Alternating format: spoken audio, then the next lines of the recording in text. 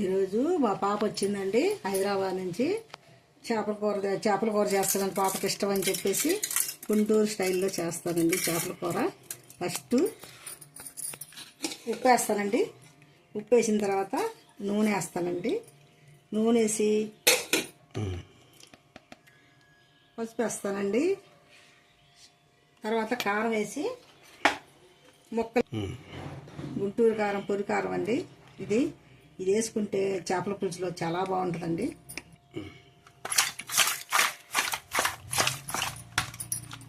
ఇలా కలిపేసి పెట్టుకోవాలండి ఒక పావు గంట.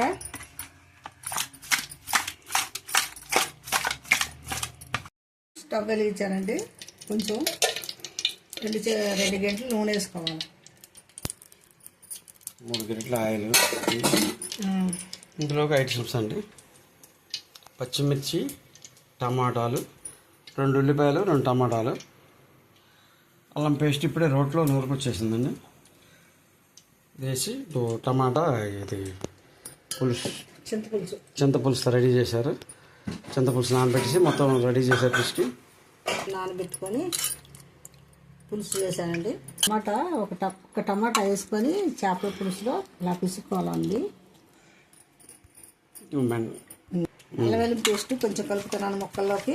టమాటా పిసికేసాను. ఉల్లిపాయలు వేగిన తర్వాత ఉల్లిపాయలు, పచ్చిమిరపకాయలు ఒకేసారి వేసేస్తానండి. అల్లం, ఈ ఉల్లిపాయలు కొంచెం లైట్గా వేగిన తర్వాత కొంచెం అల్లం పేస్ట్ వేస్తాను. ఇందులో చింతపులుసు కూడా రెడీ చేసుకుంటున్నాను. రెడీ చేశారు. పులుసు సపరేట్గా మరగబెడతానండి.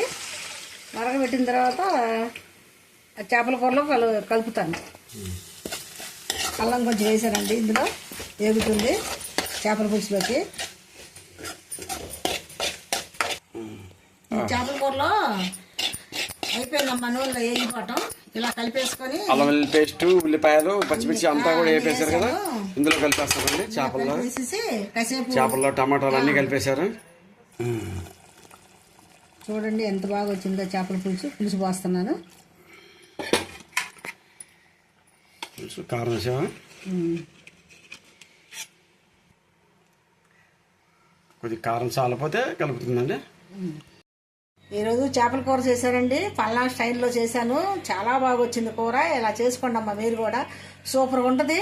ఎంత కలర్ కనిపిస్తుందో చూడు. గుంటూరు కారంతో చేశాను. లైక్లు చేయండి, షేర్ చేయండి, సబ్స్క్రైబ్ చేసుకోండి నా ఛానల్లో. వీడియోలోకి వెళ్ళిపోదాం.